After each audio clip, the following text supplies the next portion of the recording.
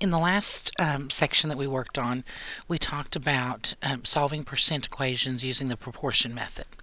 Now, we're going to try learning another way in this section, and I like to just think about this as a direct translation problem where we've already worked on that sum where we looked at keywords. We saw things like sum meant to add, difference meant to subtract. We saw a whole listing of words that meant different operations. So this is going to be using that knowledge, and then also a little bit of starting algebra, so that's kind of cool also.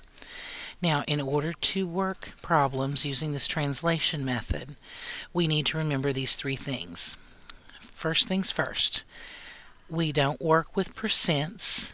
We always change it to a decimal in order to do our calculations. We talk about percentages, but we actually work with the decimal. That's the way I kind of look at it.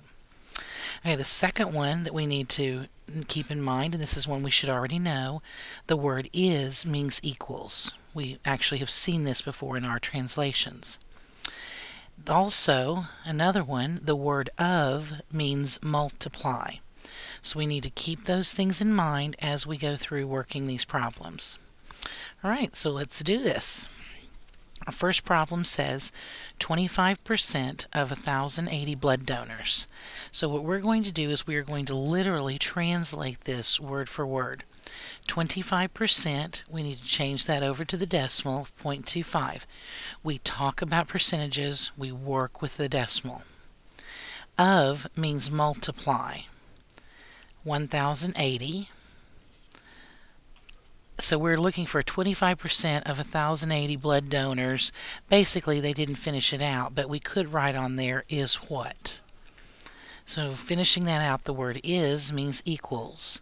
What is what we don't know. That's our unknown amount. So I'm going to use a variable x.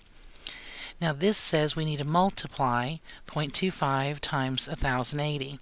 And whenever we multiply that, we end up with 270. This is how we solve those problems. So what this is telling us now is that 270 is 25% of 1,080. It's a quarter of it. Okay, let's do another one.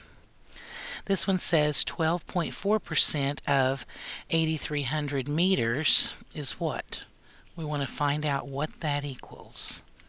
So now again, we don't work with the percentages. We change that over to decimal form, so we have to move the decimal 2 places to the left. So this would be 0.124. Of means multiply. 8,300 is means equals, and what we don't know. So now this is telling us to multiply these two things together to find out our unknown amount. So when we multiply these together, we should get 1029.2 is x. So this is telling us that 1029.2 is 12% of 8,300.